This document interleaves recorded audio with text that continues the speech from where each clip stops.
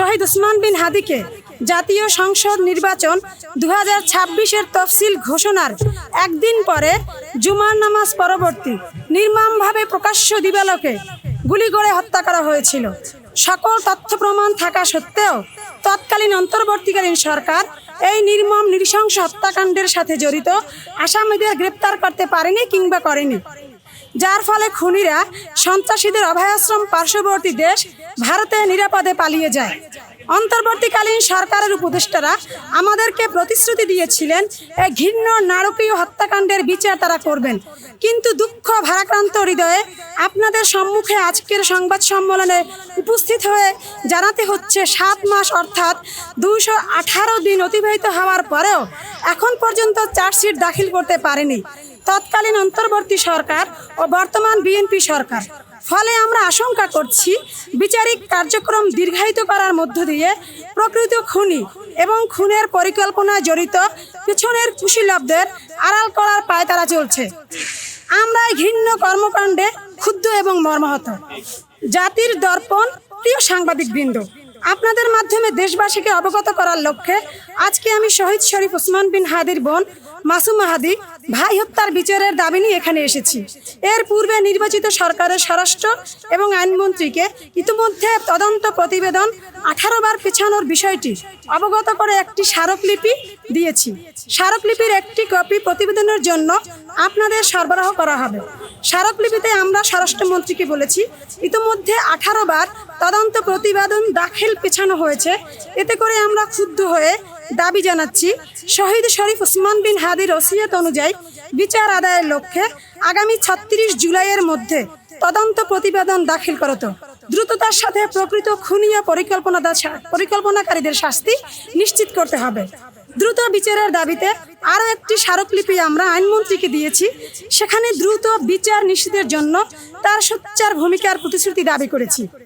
একই সাথে মাননীয় প্রধানমন্ত্রীকেও একটি স্মারকলিপি প্রদান করেছি। আমরা বিশ্বাস করতে চাই সরকার শহীদ শরীফ ওসমান বিন হাদির হত্যাকাণ্ডের দৃষ্টান্তমূলক বিচার নিশ্চিত করে নজির স্থাপন করবেন, যেন আর কোনো দুষ্কৃতিকারী বাংলাদেশের দেশপ্রেমিক কোনো বিপ্লবীকে হত্যার দুঃসাহস না করে। যদি 36 জুলাইয়ের মধ্যে তদন্ত প্রতিবেদন দাখিল করে দ্রুততার সাথে বিচার নিশ্চিত না করা হয়, তবে আমি ওসমান হাদির বোন মাসুমা হাদির শরীরের শেষ রক্তবিন্দু দিয়ে বাংলাদেশপন্থী জনগণকে সাথে নিয়ে রাজপথে লড়াইয়ের মধ্য দিয়ে বিচার আদায় করে ছাড়ব ইনশাআল্লাহ।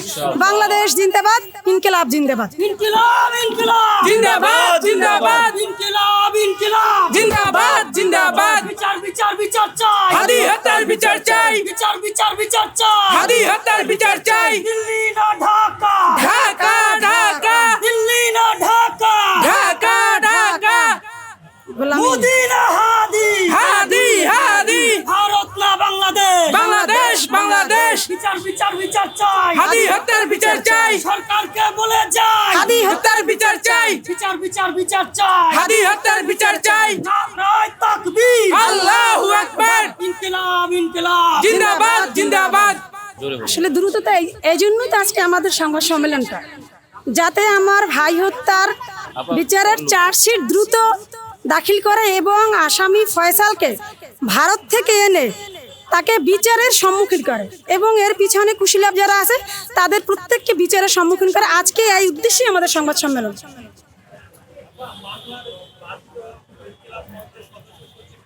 জি,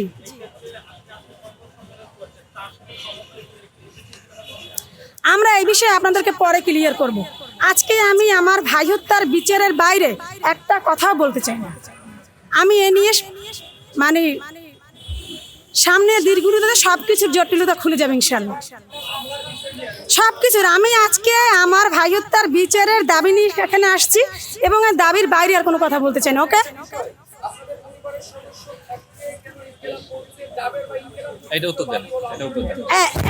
এটা আপনাদের এটা ক্লিয়ার করতে হবে। আমার ভাই গুলিবিদ্ধ হবার পর থেকে আমাদের পরিবারের সদস্য, আমি, আমার হাজব্যান্ড, আমার বড় ভাই এবং ওমর বিন হাদি এভার কেয়ারে কিন্তু উপস্থিত 24 ঘন্টার জন্য। ইভেন আমি 1 সেকেন্ডের জন্য আমার ভাইয়ের আইসিইউর সামনে থেকে যাইনি। আমাদের কাছে কেউ কোনো মামলার বাদী নিয়ে আসেনি, একদম স্পষ্ট কেউ আসেনি। আমরা এখন আপনারা অনলাইনে যেটা দেখতেছেন আমরাও দেখতেছি, ক্লিয়ার। আসলে উনি তো খুবই ব্যস্ত আর নিরীহ মানুষ। এই উনি আসলে ওই রকমের মানসিকতার মধ্যে নাই যে মিডিয়ার আসা কথা বলা, অত্যন্ত নিরীহ মানুষ, কিন্তু আমাদের সাথে আছে। আর একটা আপনাদের বিষয় আমি আর একটা বিষয় ক্লিয়ার করতে চাই। আমার ভাই শহীদ ওসমান হাদি হলো আমার ছোট ভাই। এই ছোট ভাইয়ের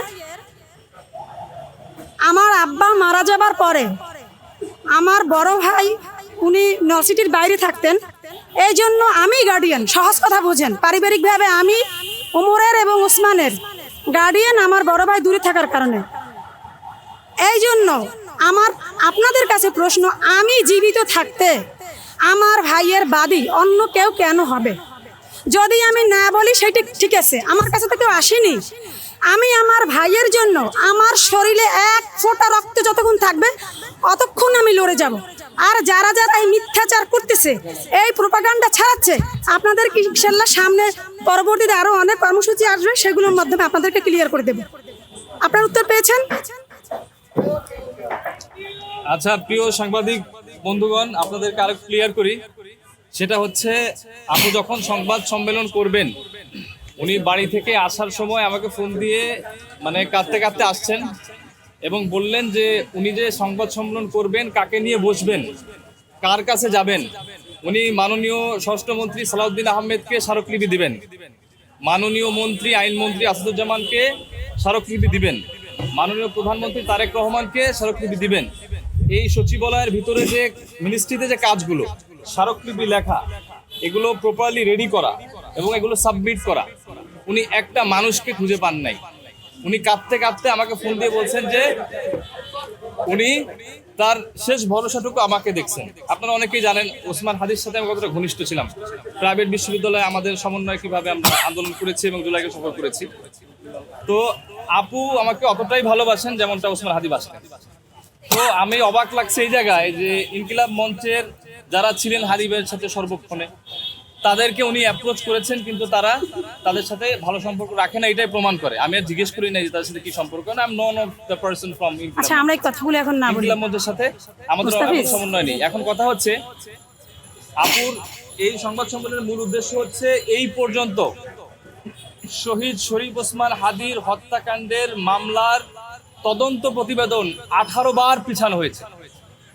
18 বার পিছানো হওয়ার কারণে অন্তর্বর্তী সরকার থেকে বর্তমান বিএনপি সরকার পর্যন্ত, এবং কোনো সুরাহা না হওয়ায়, গভর্নমেন্ট থেকে কোনো ডিক্লারেশন না আসায় যে কি সমস্যা হচ্ছে। আপনারা জেনে থাকবেন যে পশ্চিমবঙ্গের সাবেক মুখ্যমন্ত্রী মমতা ব্যানার্জি নিজে স্বীকার করেছেন, পাবলিকলি বলে দিয়েছেন যে অমিত শাহ এখানে জড়িত। Who is Amit Shah? He is the home minister of India right now serving. তিনি জড়িত এখানে পৃথিবীর মানুষ জানে। এখানে সরকারের কি সমস্যার কারণে তারা ওসমান হাদির তদন্ত 18 বার পিছালো, এটা সরকারকে জবাবদিহি করতে হবে। এবং আপনাদেরকে একটা গুড নিউজ দিই যে আমরা ইতিপূর্বে আমরা দেখেছেন যে শত শত আন্দোলন করেছি আমরা ইন্টারিমের সময়। বিএনপির সময় এতটা আন্দোলন করার প্রয়োজন হচ্ছে না, কিন্তু তাদের অনেক বিষয় আমাদের কনসার্ন আছে। কিন্তু আজকে যখন আমরা স্বরাষ্ট্র মন্ত্রণালয়ে আমরা অ্যাপ্রোচ নিয়েছি, আলহামদুলিল্লাহ তারা আমাদেরকে ভিতরে ডেকেছেন এবং আমাদেরকে খুবই সম্মানের সাথে আমাদের স্মারকলিপি আমি দেখাচ্ছি। এটা আমরা দাখিল করেছি মাননীয় স্বরাষ্ট্রমন্ত্রী সালাউদ্দিন আহমেদের নিকট। আপনাদেরকে কপি দিয়ে দিব, you can get it after the conference. Okay, এটা দিয়েছি আমরা মাননীয় মন্ত্রী আসাদুজ্জামান, যিনি আইন ও বিচার মন্ত্রণালয়ে আছেন আর কি।